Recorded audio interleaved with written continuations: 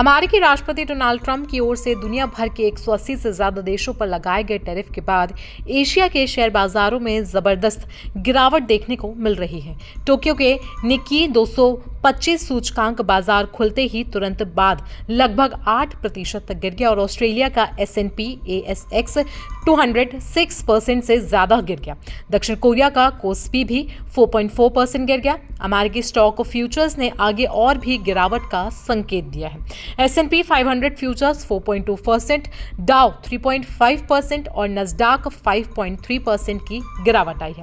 वैश्विक दबाव के कारण निफ्टी 50 और सेंसेक्स भी 4.5% गिरता हुआ नजर आ रहा है। वहीं दूसरी ओर तेल की कीमतों में भी गिरावट आई है। अमेरिकी कच्चे तेल की कीमत 4% गिरकर $59.49 पर आ गई है, जो 2021 के बाद सबसे कम है।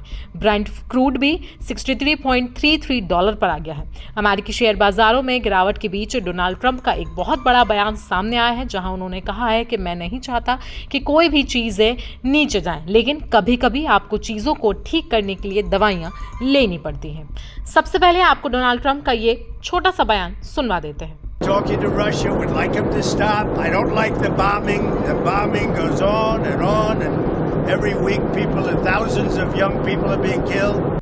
डोनाल्ड ट्रंप के इस बयान से साफ है कि वो टैरिफ में कोई भी कटौती नहीं करने वाले हैं, लेकिन हालांकि उन्होंने ये भी कहा है कि वो सारे देशों के साथ बातचीत करने के लिए तैयार हैं। उधर ट्रंप के खिलाफ अमेरिका के कई शहरों में लाखों लोग सड़कों पर उतर गए हैं और उन्होंने जोरदार प्रदर्शन किया है। इस बीच 50 से ज्यादा देशों ने ट्रंप के टैरिफ का मुकाबला करने के लिए उनसे बातचीत करने की कोशिश की, लेकिन इसके बाद ट्रंप ने कहा कि वो इंटरनेशनल मार्केट से होने वाले आयात पर टैरिफ में कमी बिल्कुल भी नहीं करेंगे। ट्रंप की ओर से टैरिफ में बढ़ोतरी किए जाने के बाद चीन ने भी इसकी विरोध में एक तीखी प्रतिक्रिया दी थी और इसके बाद से ही ट्रेड वॉर की आशंका बढ़ने लगी।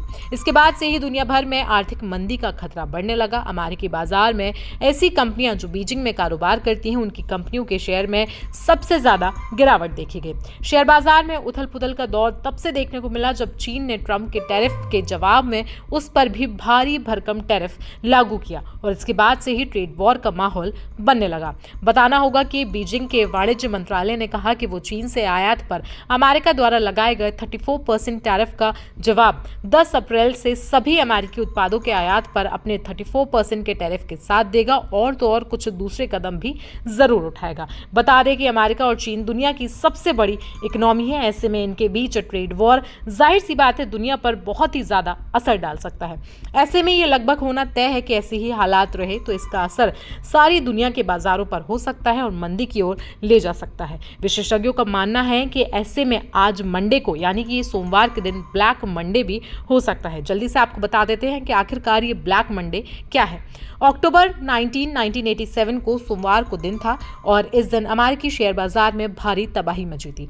डो जोन्स इंडस्ट्रियल एवरेज 22.6% टूटा था। यही नहीं, S&P 500 इंडेक्स भी 20.4% गिरा था और दुनिया भर में इसका असर देखने को मिला। अब जिम क्रेमर ने कहा है कि डोनाल्ड ट्रंप के टैरिफ 1987 के बाद बाजार में सबसे बड़ी गिरावट ला सकते हैं और इसलिए ऐसा माना जा सकता है कि आज ब्लैक मंडे दुनिया भर में देखा जा सकता है। तो शेयर बाजार में मची इतनी बड़ी उथल पुथल को लेकर आपकी राय क्या है, हमें आप कमेंट सेक्शन में जरूर बताएं। साथ ही साथ देश दुनिया की बाकी खबरों के लिए आप बने रहें जनसत्ता के साथ।